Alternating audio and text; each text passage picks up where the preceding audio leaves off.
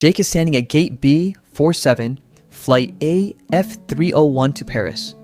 Check-in closes in 47 minutes. He has been in this line for 31 minutes.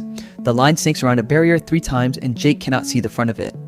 His back hurts from the carry-on. He refused to check because the checked bag fee was $35. And somewhere in the back of his mind is the quiet calculation that he always does in airports. The one where he estimates how much of his actual life he has spent in lines exactly like this one. The man who just walked past him did not join the line. The business class desk has nobody waiting. A staff member greeted him by name. His bags were already tagged, and he is at the gate before Jake has moved 2 positions forward. And Jake watches him disappear and thinks, it is not about the seat. Most people think airline wealth levels are about the seat. The wider seat, the extra legroom, the lie flat bed on the long haul. And those things are real and they are genuinely better. But the seat is not what actually changes at each level of wealth. What changes is something deeper. And I'm going to show you exactly what that something is.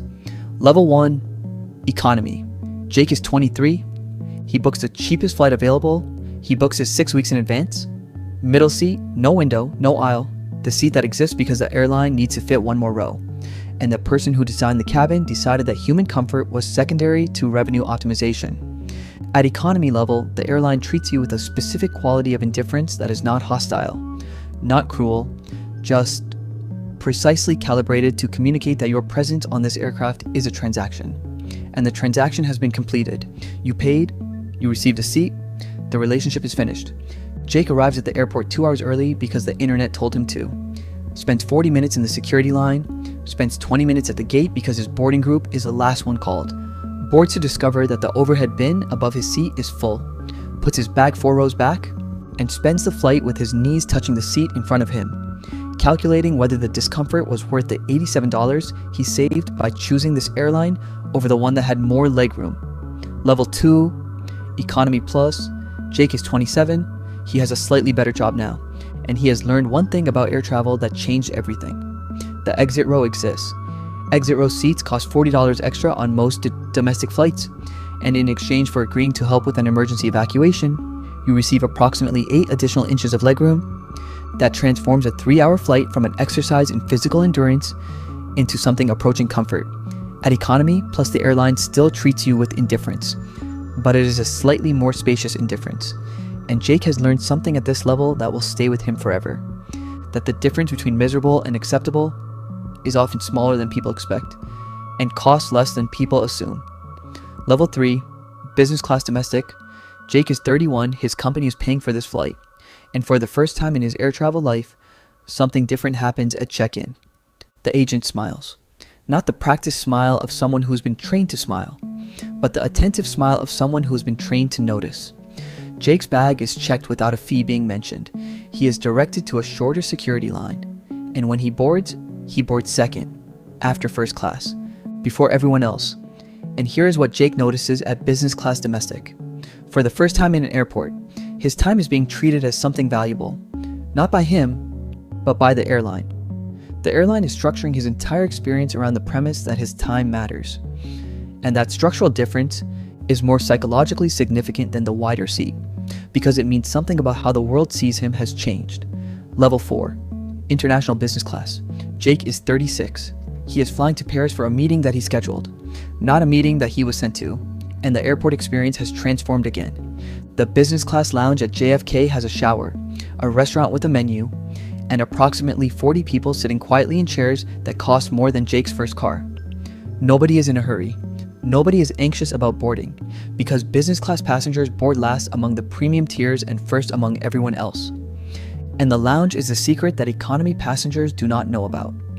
The airport is not a place to be endured, it is a place to be used, efficiently, comfortably, as a transition between 2 productive environments.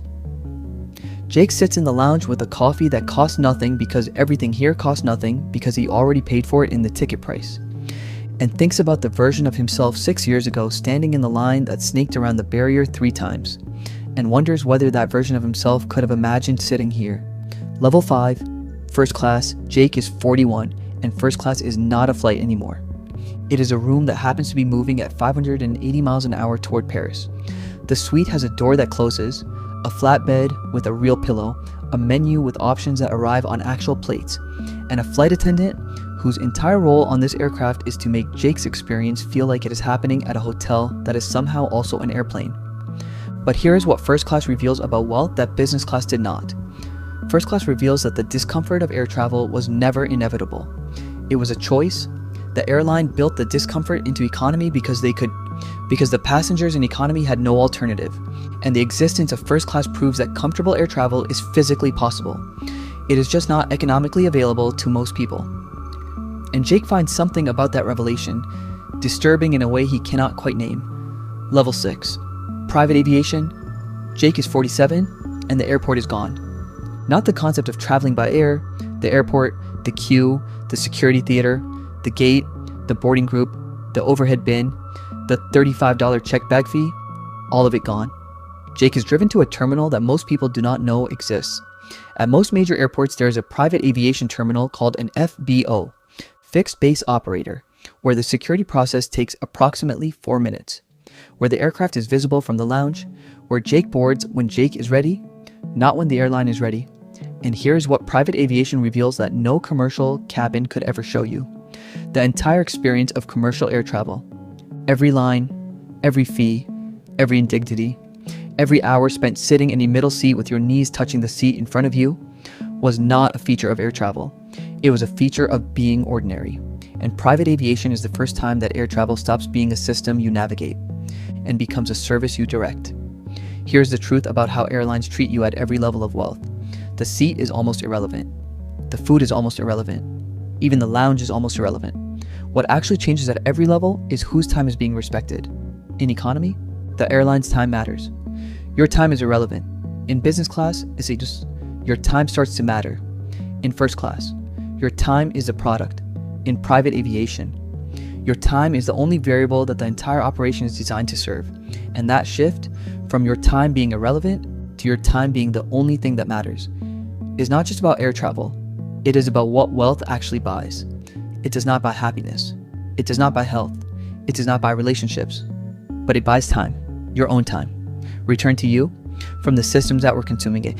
And if you want to understand what financial freedom actually feels like from the inside, it feels like an airport where nobody's asking you to wait.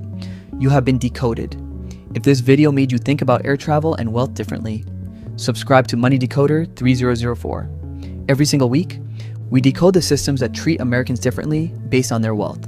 Simply, honestly, and clearly. Drop a comment below. What is the highest class you have ever flown? And what did it change about how you experienced the airport? Tell me below. I read every single comment, and I will see you in the next decode.